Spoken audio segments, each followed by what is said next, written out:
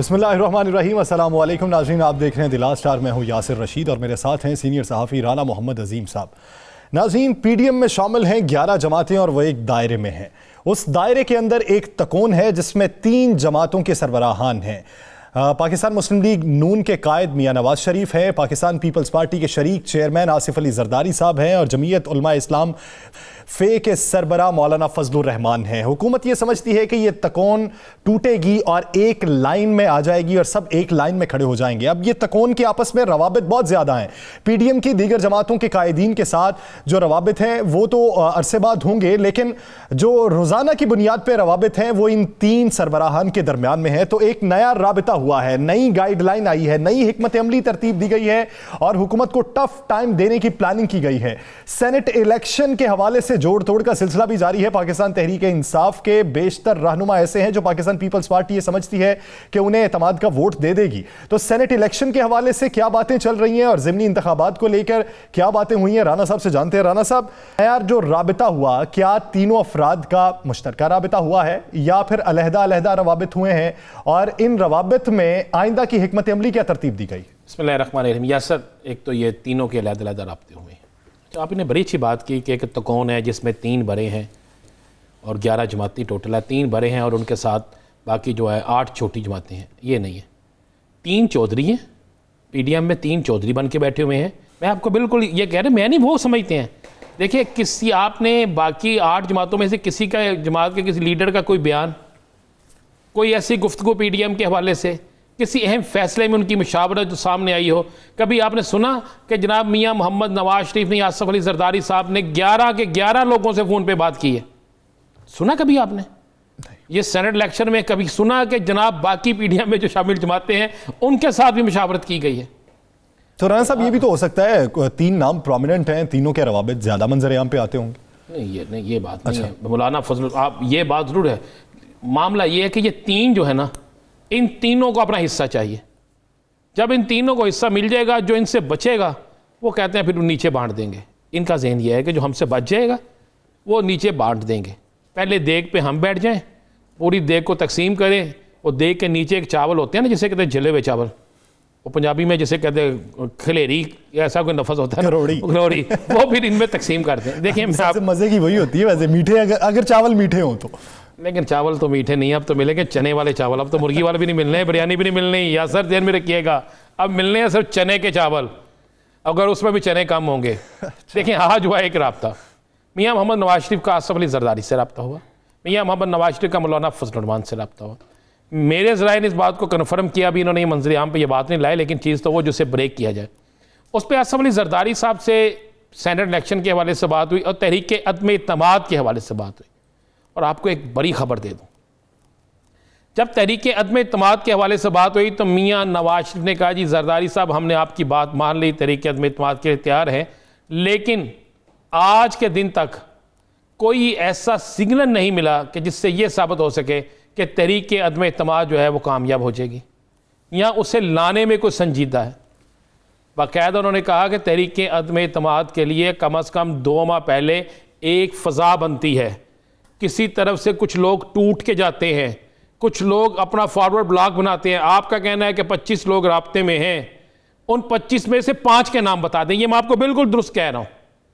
उसके बाद वो राब्ता होता है मौलाना फजलुर रहमान से। आसिफ अली जरदारी साहब की तरफ से कहा जाता है कि मियाँ साहब वक़्त का इंतज़ार करें। मियाँ साहब वक़्त का इंतज़ार करने के लिए तैयार नहीं है। मियाँ साहब ने कहा, जी और कितना वक़्त का इंतज़ार करें, ये ना हो कि वक्त ही हाथ से निकल जाए, ये लफ्ज़ कहा गया। उसके बाद मियाँ साहब का हुआ राब्ता मौलाना फजलुर रहमान साहब से।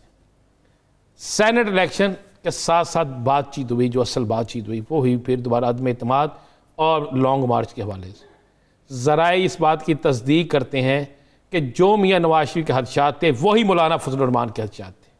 अच्छा, 2 सरबराह एक पेज पे? बिल्कुल वही उनके खदशात थे। और मौलाना ने कहा कि मुझे पता है कि कौन किसके साथ कैसे राब्ते में हमें खिलाने की कोशिश की जा रही है, लेकिन हम वक्ती तौर पर ये सब कुछ होने दें, फैसला वही करेंगे मियाँ साहब जो आप और मैं कहेंगे। ये लफ्ज़ अदा किया गया। फिर उन्होंने मियाँ साहब ने पूछा, जी क्या सेनेट में हम अक्सरियत ले जाएंगे? तो मौलाना फजलुर रहमान ने एक बड़ी खूबसूरत बात की, अच्छी बात भी तो कभी कभी करते हैं ना। उन्होंने कहा मियाँ साहब कोशिश करेंगे कि हम अपनी ही सीटें जीत जाएँ। ये अल्फाज अदा किए गए कि कोशिश करेंगे हम अपनी ही नशिस्तें जीत जाएँ। तो उसके बाद मौलाना साहब ने अपनी फरमाइश भी डाल दी कि मियाँ साहब वो मौलाना अब्दुल गफूर हैदरी की नामजदगी जो है ना vice chairman deputy chairman senate के लिए वो आपने करनी है, वो आपकी तरफ से होना चाहिए। तो मियाँ साहब ने उस पर हामी मार ली कि हमने पहले भी कहा था और आप भी इसके लिए तैयार हैं। उसके बाद जो नई बात सामने आई, तहरीक लॉन्ग मार्च के हवाले से बात हुई, तो मियाँ नवाज शरीफ ने कहा जी हम मेज़बानी करने के लिए तैयार हैं, लेकिन इस दफ़ा स्टेज की रौनक वही बनेगा जो सबसे ज़्यादा काम करेगा। अगर पीपल्स पार्टी ये समझे कि वो लॉन्ग मार्च पे ना होने के बराबर आएगी और उसके आने के बाद वो स्टेज को संभाल लेगी, तो ऐसा नहीं होने देंगे। काम अवामी सतह पे या रवाबित की सतह पे? सिर्फ रवाबत की सतह पे जी। अवामी सतह पे तो देखें बड़ी क्लियर सी बात है, अवामी जो ताकत होगी ना वो है मौलाना फजलुर रहमान के ज़ुम्मे कि मौलाना साहब अपने बंदे निकाल के लाएँ। लेकिन अब मौलाना साहब उस तादाद में लोगों को नहीं ला सकेंगे असर। उस वक़्त मौलाना साहब की पोजीशन मुतनाज़ा नहीं थी।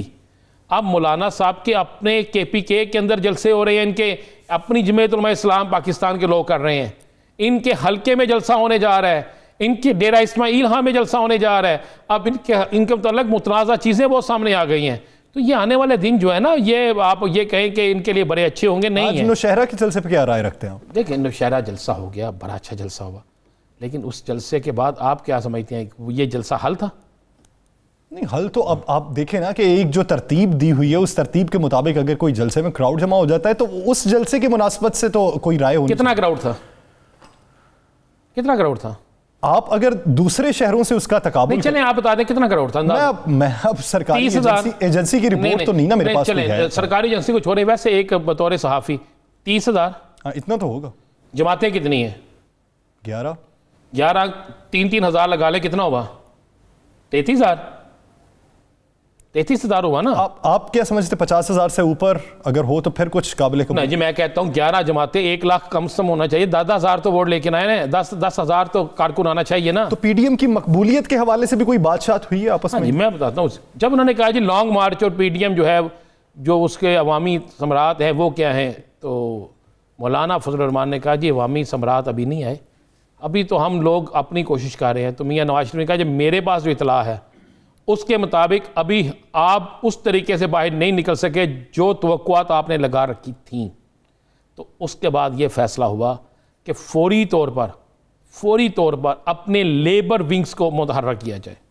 अच्छा। और लेबर्स विंग को मुतहर्रक करके मजदूरों से इनसे ट्रेडर से मुजाहरे कराए जाएँ, उनको यूज़ किया जाए। उन्होंने कहा मियाँ नवाज ने कहा जी आपको पहले कहा गया था कि अवामी जो रद्द-ए-अमल है उसको ज़्यादा से ज़्यादा सामने लाएं, वो क्यों नहीं आ रहा? जिसके बाद ये फाइनल हो गया। मैं आपको एक और बड़ी खबर दे दूं, 27 लोगों की लिस्ट बनी है, 27 लोगों की।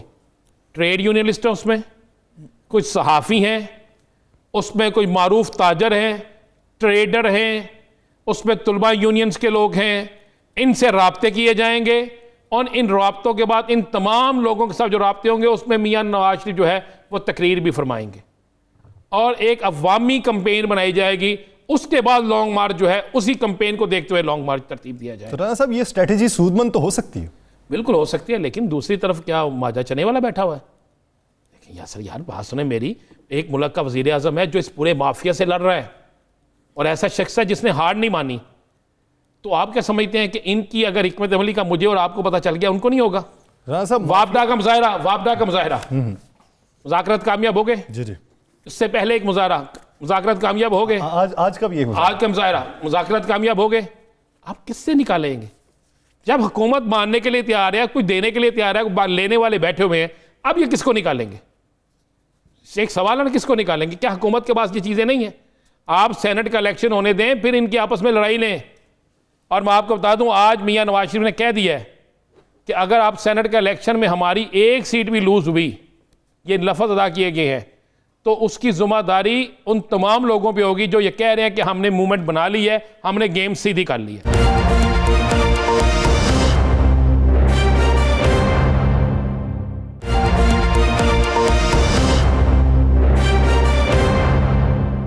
मियाँ नवाज शरीफ साहब का मियाँ शहबाज शरीफ साहब से भी राब्ता हुआ है ना जब ये दस्तखत किए? वो तो नशिस्तों के हवाले से हुआ, जो आप ये सर्टिफिकेट जारी करें, इस पर साइन करें, ये इस हवाले से बात हुई है सारी। मियाँ शहबाज शरीफ बेचारा क्या करता, मुझे एक बात बताएं, एक लिस्ट बन के आई है और सर्टिफिकेट तैयार थे, उन पर साइन करवाने थे ना। क्या मियाँ शहबाज शरीफ का कोई एक बंदा ख्वाजा अहमद हसन रखा? याद है हमने क्या कहा था? जी जी, नहीं ना रखा। बेचारा राजा ज़फ़रुल हक साहब को नहीं रखा गया। आप छोड़ दें, जिस शख्स की इतनी कुर्बानी है, जिसकी इंतहाई कोई नहीं है, उनको नहीं रखा गया। और मेरा तो अंदाज़ा मुशाहिदुल्लाह खान को भी नहीं रखा जाएगा। राना साहब, ज़िमनी इलेक्शन के हवाले से जो तैयारियां चल रही हैं, इल्ज़ामात अपोजिशन भी लगा रही है और दूसरी जानिब हुकूमत भी ये कह रही है कि ज़मीर खरीदने की कोशिश की जा रही है, क्या नताइज नज़र आ रहे हैं? देखिए, मेरी इत्तला के मुताबिक इस वक्त मुस्लिम लीग नून जो है वो दोनों सीटों पे आगे जा रही है। अच्छा, और मज़े वाली बात है कि जो हल्का सियालकोट वाला है, डस्का, वहाँ पर गैर मुतवक्को तौर पर तहरीक लब्बैक पहले से ज़्यादा वोट लेगी, जो हुकूमत और अपोजिशन दोनों को डैमेज कर रही है। ज़्यादा डैमेज कौन होगा? ज़्यादा डैमेज हुकूमत हो रही है। हुकूमत भी हो रही है, दोनों पार्टियाँ हो रही है, लेकिन ज़्यादा डैमेज हुकूमत होगा। मेरी इत्तला के देखें, वहाँ पर एक तो कैप्टन सफदर ने एक ऐसी वहाँ पे हरकत कर दी कि ताजदार ख़त्म नबूवत जिंदाबाद जिंदाबाद के नारे लगाए हुए, सारी कौम का नारा है।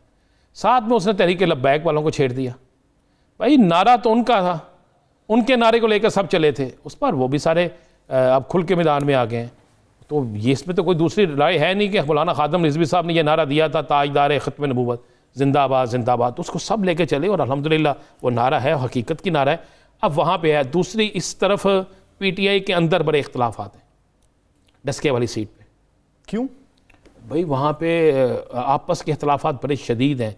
बहुत से पीटीआई के ऐसे लोग हैं जो साथ चल ही नहीं रहे, और पीटीआई का उम्मीदवार समझता है कि हुकूमत आए तो सब कुछ हो जाए। ऐसा नहीं होता। इमरान खान की हुकूमत में तो ऐसा नहीं होता। इन्होंने तो किसी ज़िमनी इलेक्शन को उस तरह हाईजैक करने का फैसला नहीं किया हुआ। तो और आपको बतौर उम्मीदवार कैसे शख्सियत? उम्मीदवार बहुत अच्छे थे अगर उनको पूरी पीटीआई सपोर्ट करती। लेकिन दूसरी तरफ देखें, सैयद ज़ादी है, वो एक उनका हल्का है, आज से नहीं मुद्दतों से जीतते आए हैं, मुद्दतों से। और ये कोई लीड 3, 4, 5 हज़ार की नहीं, हज़ारों की लीड है। इसी तरह आप दूसरे हल्के पे चले जाए ना, जरा वज़ीराबाद वाले में, तो उसकी लीड भी आप देखें हज़ारों में है। 5,000 कम कर लेंगे, 10,000 कर लेंगे, 20,000 कर लेंगे, बाकी। तो अपोजिशन जो इलेक्शन के हवाले से इल्ज़ामात लगा रही है, उसमें किस हद तक सच्चाई? बिल्कुल सच्चाई नहीं है। मैं आपको सब लोगों के नाम दे सकता हूँ इस वक्त अपोजिशन के तमाम अरकान असम्बली। मैं आपको ये मुसद्दक़ा इतला दे रहा हूँ। मुझे कहते तो अभी मैं प्रोग्राम में हम फ़ोन कॉल्स पे ले लेते हैं उन अरकान असम्बली को जो इन दोनों हलकों में मौजूद हैं। इन दोनों हलकों में इस तरह इलेक्शन लड़ा जा रहा है जैसे मुस्लिम लीग नून और पीडीएम का ये पहला और आखिरी इलेक्शन हो। तमाम अरकान असम्बली वहाँ पे हैं। और मैं आपको ये भी बताऊँ, या सर, हुकूमत से ज़्यादा पैसा अपोजिशन लगा रही है। कौन इनका स्पॉन्सर है, कहाँ से पैसा आ रहा है? लाहौर के एमपीए, लाहौर के एमएनए, गुजरांवाला के एमपी एमएनए, सियालकोट से तलक रखने वाले एमपी एमएनए, गुजरात से तलक रखने वाले एमपी एमएनए, इवन सिंध से तलक रखने वाले एमपी एमएनए, बलोचिस्तान से तलक रखने वाले इनके लोग, केपीके से तलक रखने वाले इनके लोग, सब वहाँ पे मौजूद हैं। कैंप ऑफिस बने हुए हैं, रातों को वहाँ पे रह रहे हैं। हुकूमत के लोग भी वहाँ पे जा रहे हैं, लेकिन अक्सरियत झुकाव ज़िमनी इंतखाब में प्रोविंशियल गवर्नमेंट की तरफ होता है आवाम का, और जीत भी उन्हीं की होती है। सिंध में हमने देख लिया नताइज, तो पंजाब में ये फार्मूला क्यों नहीं अप्लाई होता? देखिए, सिंध की सूरत हाल हो रहा है। मुझे एक बात बताएं, खलीम आदिल शेख को गिरफ्तार किया गया। जी जी, आपको स्वाय पीटीआई के पूरे पाकिस्तान में किसी और सियासी जमात की तरफ से मजम्मत नजर आई? किसी ने को बयान दिया? अगर एक बंदा पकड़ा जाता यहाँ पे पंजाब के अंदर ये सब कुछ करता, बस इससे भी कम कुछ करता हुआ, तो सारी अपोजिशन जमातों ने खुल के सामने आ जाना था, चीखों पुकार पड़ जानी थी। मामला ये है कि सिंध के अंदर जो हालात हुए, जिस तरह वहाँ पोलिंग स्टेशनों पे जो कुछ दिखाया गया, जिस तरह के इल्ज़ामात लगाए गए, अगर उनमें से 1% भी, आप यहाँ पे देखें ना, तारर गिरफ्तार हुआ, उसके बाद क्या तमाशा लगा? गिरफ्तार भी हुआ, खुद गाड़ी में बैठ के जो भी हुआ, तो उसके बाद क्या बना? रोजाना इलेक्शन कमीशन यहाँ पे आपको पता ना रोजाना कितने लोगों को नोटिस जारी कर रहा है। आज भी हुआ, आज भी हुआ। तो किसी को गिरफ्तार किया गया? कोई गिरफ्तार कर सकता है? मसला यह है कि यहाँ पर बहुत सी इंतज़ामिया आज भी अपोजिशन के कहने पे काम कर रही है। तो लिहाजा आप ये कहें कि यहाँ पे वही फार्मूला लागू होगा, नहीं होगा। अभी तक की मेरी इत्तलात के मुताबिक दोनों नशिस्तें जो हैं वो मुस्लिम लीग नून जीतती नजर आ रही। तो राना साहब, सेनेट इलेक्शन में वोटों की जो गिनती है उस पे अपनी पार्टी के वोट गिनने के लिए तरीकाकार क्या मुरतब किया जाएगा? हाँ, मैं आपको ये भी एक बड़ी खबर देता हूँ यासर, आप भी वो खबरें पूछती है ना जो मैंने तो सोचा था कल इसको गालेंगे, लेकिन जी फैसला अपोजिशन ने एक और फैसला किया, अपोजिशन जमातों ने और अब पहले ख़तरा था वज़ीर आज़म पाकिस्तान में इमरान खान की जमात को, तहरीक इंसाफ को। अब अपोजिशन बड़ी परेशान है। मेरी आज अपोजिशन के एक बड़े अहम रहनुमा से बात लगता है ये कि अपोजिशन में नून लीग ज़्यादा परेशान। हाँ, मेरी एक बड़े अहम शख्सियत से बात हुई। मैंने उन्हें कहा जी वोट आपके पूरे हो जाएंगे? उन्होंने कहा यार वोट तो पूरे होते नज़र नहीं आ रहे, अब हमने एक हिकमत अमली बनाई है। मैंने कहा जी क्या बनाई है? उसने कहा जी हम अपने वोटर्स जो है ना, वोटर्स जो हमारा MNA MP है, एक तो एक दिन पहले हम इन्हें किसी जगह इकट्ठा करें। मैं कहा किस जगह करेंगे? उन्होंने कहा बस एक जगह रखेंगे ताकि हमें पता चल जाए कि कौन आ रहा है कौन नहीं आ रहा। मैं कहा उसके बाद उन्होंने कहा जी मियाँ नवाज शरीफ साहब इनसे खिताब फरमाएंगे। मैं कहा हो गया, इसके बाद क्या होगा? उसने कहा जब बेल्ट पेपर होगा इस दफ़ा हम ये करने लगे हैं कि इस तरह जाके कुछ निशान हो ना हो, ये देखें यासर। उसने कहा इस तरह बेल्ट पेपर होगा, ये सारा कुछ करके और ये कहा जाएगा कि पहले 10 मतलब एक डिवीज़न है ना, गुजरांवाला डिवीज़न है जी जी, गुजरांवाला डिवीज़न के जो इनके MP MNA हैं वो जब वोट कास्ट करके आएंगे तो ये पर्ची को इस तरह कर देंगे, ये ठीक है। उसके बाद फलां डिवीज़न के जो लोग हैं वो ऐसे कर देंगे, अब शायद चेंज कर लें क्योंकि मुझे मैंने पता, तो ये निशानी रखेंगे और बाकायदा उन्होंने कहा जी कि ऐसा सिस्टम होगा कि ये जा रहा है और जब कोई जा रहा है वोट डालने तो वो वोट तो नहीं दिखा सकता इस तरह, लेकिन जब वो ऐसे करके जा रहा है तो साथ उसने कहा जी मैंने पूछा जी वो तो 16 मिसाल के MP हैं, 16 MP में से 3 फिर भी कार ऐसे ही देते हैं लेकिन वोट नहीं देते, आपको कैसे पता लगा वो कौन सा होगा? अच्छा उन्होंने कहा जी बेफिक्र हो जी हमने इसका भी हल किया हुआ है। हमने कहा जी क्या हल किया हुआ है? उन्होंने कहा जी ये थोड़ा सा यहाँ से ना इस तरीके से किया जाएगा, किसी को कम गोल किया जाएगा किसी को ज़्यादा, और सबको कहा जाएगा कि राना अज़ीम तुमने ये करना है और यासर तुमने ये करना। उन्होंने कहा ये हमने निशानी रख ली है, एक दिन पहले हमें पता चल जाएगा हमसे कौन हाथ कर रहा है कौन हाथ नहीं कर रहा। उससे मैंने कहा अगर पता चल गया ये सारा कुछ भी हो गया तो फिर भी किसी ने ना वोट दिया, उसने कहा हम यही कर सकते हैं, फिर चले आगे जाके ये देसी तरीका किस हद तक सूदमंद साबित होता है। देसी तरीके और टोटके लगाने में पाकिस्तानी माहिर हैं, तो उम्मीद करते हैं कि अपोजिशन का ये देसी टोटका उनके लिए कारआमद साबित हो। नाज़रीन दीगर इश्यूज़ पर बात करेंगे एक शॉट के बाद, स्टे विद अस।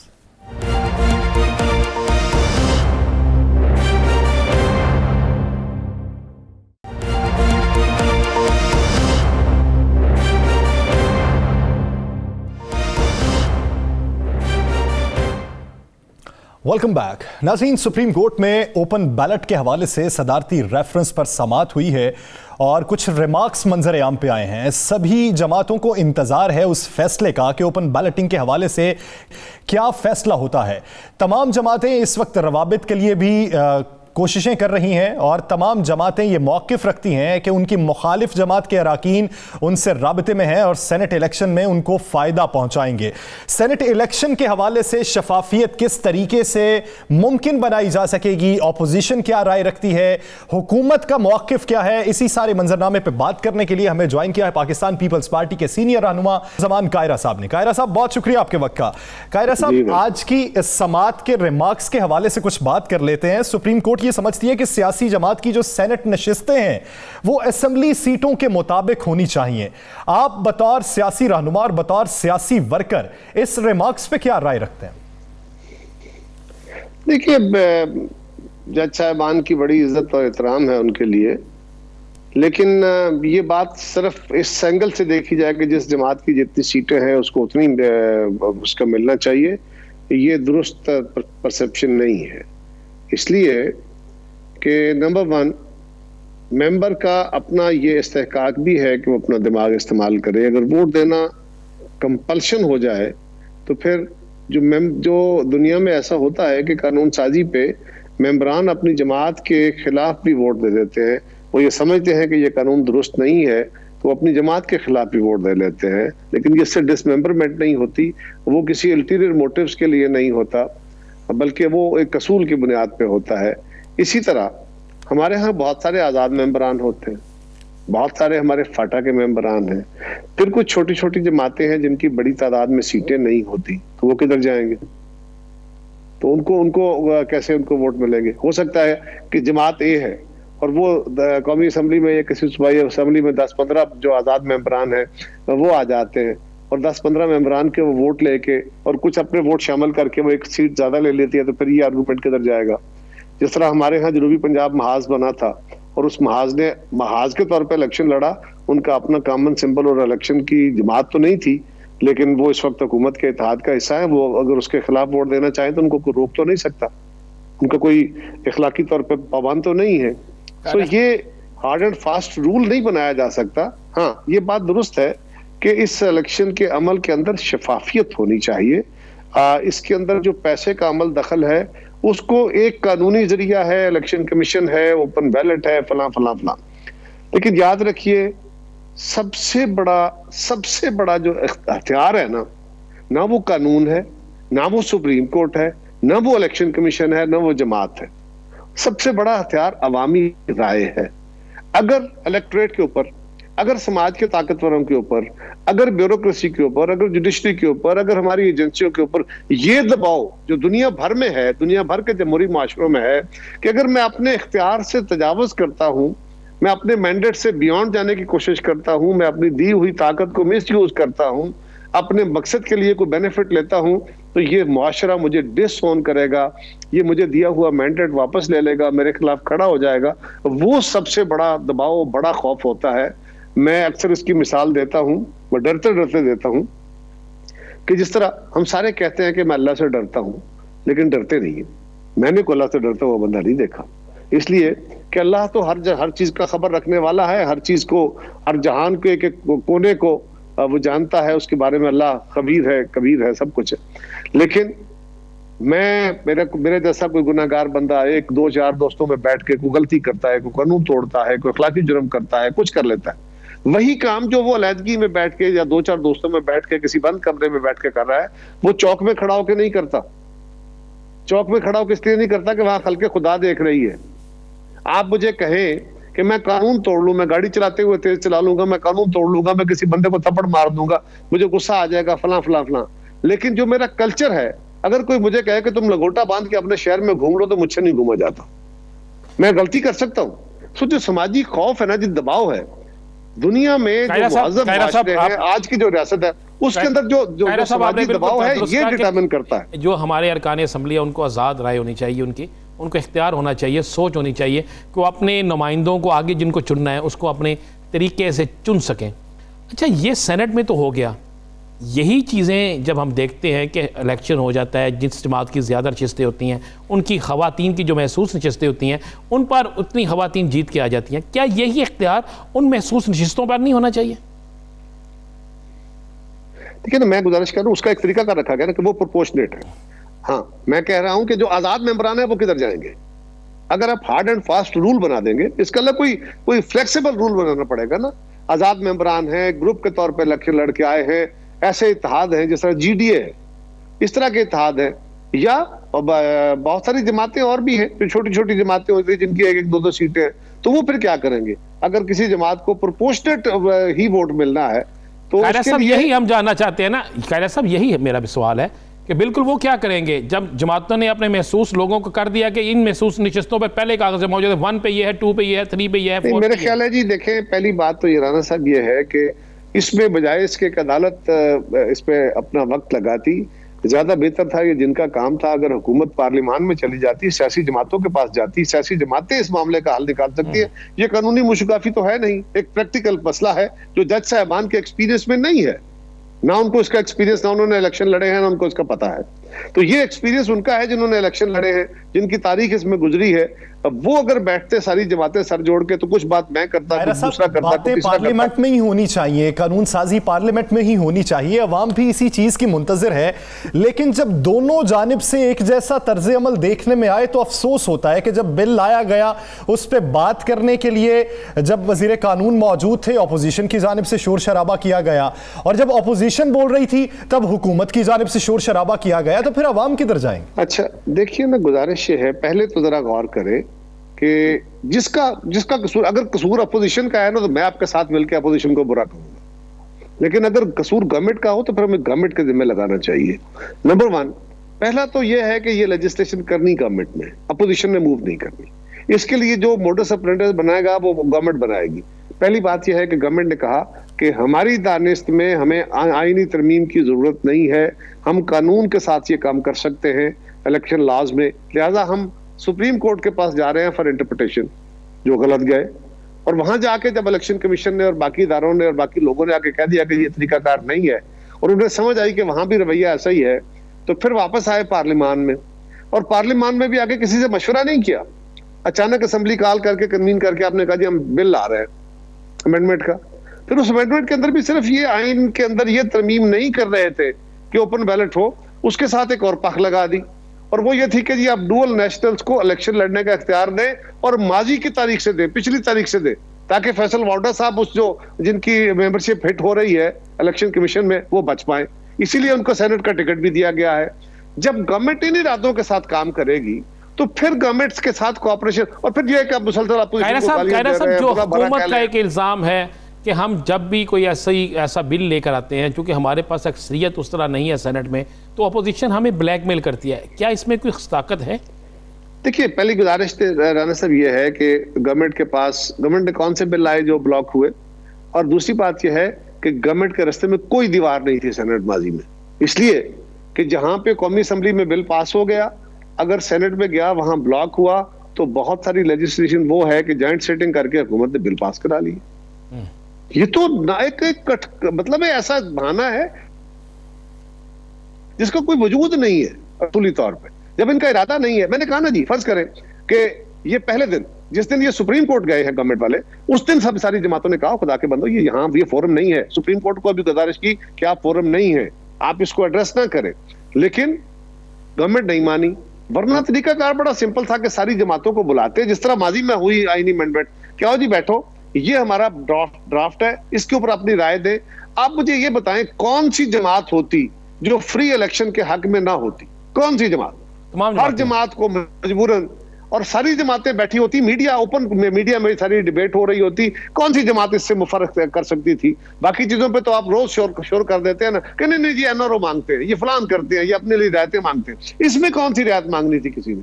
ये तो एक ऐसा काम था जो सारी जमातें मांगती हैं, लेकिन गवर्नमेंट ने जिस तरीके से किया, भोंडे तरीके से किया। आप समझ जाएंगे गवर्नमेंट मैं ना मानूं की पॉलिसी पे है। राना साहब मैं गुजारिश करता हूँ, राना साहब एक बात याद रखिए, इबादत का भी एक असलूब है। अगर आप नमाज के वक्त वुजू करके सर पे कोई कपड़ा बांध के अगर आप किबला रुख नहीं होंगे और आप नमाज की परफॉर्मेंस करेंगे तो आपकी नमाज नहीं होगी। उसके लिए भी आपको उसका कदम उठाना, रास्ते जो उसका तरीकाकार है उसके मुताबिक चल के चलना पड़ेगा। दुनिया में भी यही तरीका है। ये कानून साजी को नया काम तो नहीं कर रहे थे। ये अगर गवर्नमेंट का ये इरादा होता तो ये कर चुके होते और अपोजिशन की जमातें कोऑपरेट करती। फिर जब यहां से हो गया, डिफीट हुए, वापस आए, तो फिर भी कहा गया कि इसका तरीकाकार है, कमेटी बनाओ, सारी जमातों के साथ बैठ के मुशावरत कर लो। नो, इसलिए कि वो इस बिल के दबाव में, इस सारे झमचट में, वो फैसल वाडा साहब की जो मेंबरशिप हिट हो रही है, तरीकाकार है वो ध्वंस जमाने वाला था। कायरा साहब आप ये देखिए कि इलेक्शन कमीशन की बात नहीं कर रहा जी, मैं तो ये कह रहा हूं कि ये चीट कर रहे थे। ये फैसल वाडा को बचाने के लिए इसके साथ एक और बिंडी लगा रहे थे, एक और साथ कानून साजी करा रहे थे कि आप डुअल नेशनल्स को राइट टू इलेक्ट दें ताकि नए लोग भी आ सके इनके, और खास तौर पे रिट्रोस्पेक्टिव इफेक्ट से दें ताकि फैसल वाडा साहब जो कौमी असेंबली की मेंबरशिप उनकी डिसमेंबर होने का इम्कान है वो बच सके। बहुत शुक्रिया कमर जमान कायरा साहब इस हवाले से अपना वक्त देने के लिए। नाज़रीन दीगर जी कायरा साहब, मैं एक आखिरी बात आपसे गुजारिश करूं, ये याद रखिए जमातों का मैंडेट होता है, हुकूमतों का और लीडरशिप का मैंडेट होता है, और मैंडेट की 2-3 किस्में होती है। एक मैंडेट होता है कि लोगों ने आपको चुना, लोगों के चुनाव पे और उस तरीकाकार पे, उस प्रोसेस पे एतबार हो और आपकी लेजिटिमेसी हो, यानी वो चैलेंज है, पहले दिन से चैलेंज है कि ये इलेक्शन मनूवर्ड है, इलेक्शन से पहले भी और इलेक्शन के ऊपर भी जो कुछ हुआ वो तो एक तरफ हो गया। दूसरा लेजिटिमेसी का क्वेश्चन उठता है, तो दूसरा तरीका, दूसरा सवाल ये होता है कि आपने जो अपने प्रोमिसेस किए थे इलेक्शन के अंदर, जो वादे किए थे, क्या आपने अपने वो वादे पूरे किए या उनकी तरफ सफर किया है, या उसमें से कुछ नियत के साथ आगे बढ़े हैं, या जिन चीजों को आप माजी में गलत चीज कहते रहे आप अपना मैंडेट उस पर खड़ा करते हैं कि मैं ये काम नहीं करूंगा, ये काम नहीं करूंगा, ये काम नहीं करूंगा, और मैं ये काम करूंगा। जो आपने करने के वादे किए थे वो नहीं किए, जो आपने ना करने के वादे किए थे वो जो वादे और दावे थे वो तो कहीं माजी में रह गए और जमीनी हकायक उससे बिल्कुल बरअक्स दूसरा मैंडेट था। तो फिर जाहिर बात है कि ऑपोजिशन के पास मौकिफ तो होगा ना आप पे सवाल। मैं तो कह रहा हूं ना, जो लेजिटिमेसी का दूसरा आर्म है। पहला आर्म खो दिया कि वो इलेक्शन फेयर नहीं था और इलेक्शन ठीक नहीं होता हमारे यहाँ, और दूसरा आपने जो करने वाले वादे किए थे वो नहीं कर सके, और जो ना करने के प्रॉमिसेस किए थे, चैलेंजेस किए थे, वो भी नहीं किए, वो कर दिए। तो इसका मतलब है आपने अपनी लेजिटिमेसी दोनों तरह खो दी है। अब ये हुकूमत लेजिटिमेट गवर्नमेंट असूली तौर पे नहीं, अखलाकी तौर पे रह गई। अखलाकी तौर पे इन्हें हुकूमत छोड़ देनी चाहिए। अब आपका जवाब मैं ये नहीं कह रहा, मैं कह रहा हूं कि इनको बिल्कुल इस्तीफा देकर नया इलेक्शन कराना चाहिए, यही तो हमारा मुतालबा है सर। सही, बहुत शुक्रिया कमर जमान कायरा साहब इस हवाले से अपना वक्त देने के लिए। नाज़रीन, दीगर इश्यूज़ लेंगे एक शॉर्ट ब्रेक के बाद। Stay with us.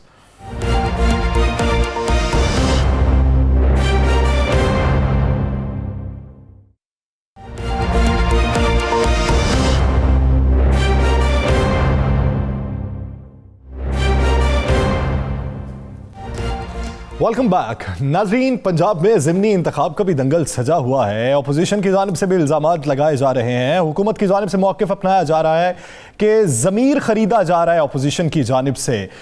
हक़ाइक़ क्या हैं? ज़िमनी इलेक्शन में कामयाबी किसका मुक़द्दर रहेगी? और ज़िमनी इलेक्शन के पूरे सियासी मंजरनामे पर बात करने के लिए हमें ज्वाइन किया है मुआविन ख़ुसूसी इत्तलात पंजाब फिरदौस आशिक अवान साहिबा ने। डॉक्टर साहिबा, बहुत शुक्रिया आपके वक्त का। डॉक्टर साहिबा, कुछ तो क्रेडिट देना पड़ेगा पंजाब हुकूमत और इलेक्शन कमीशन ऑफ पंजाब को। अपोजिशन की जानिब से इल्जामात लगाए जाते थे इलेक्शन कमीशन हुकूमत को नोटिस नहीं भेजता। आपको आज प्रेस कॉन्फ्रेंस करने पे नोटिस मौसूल हो गया है, उस नोटिस पे क्या राय रखती हैं आप? बिस्मिल्लाहिर्रहमानिर्रहीम। देखें, ये बहुत अहम है आपको इस हकीकत से आगाही हासिल करना कि जो मुसलसल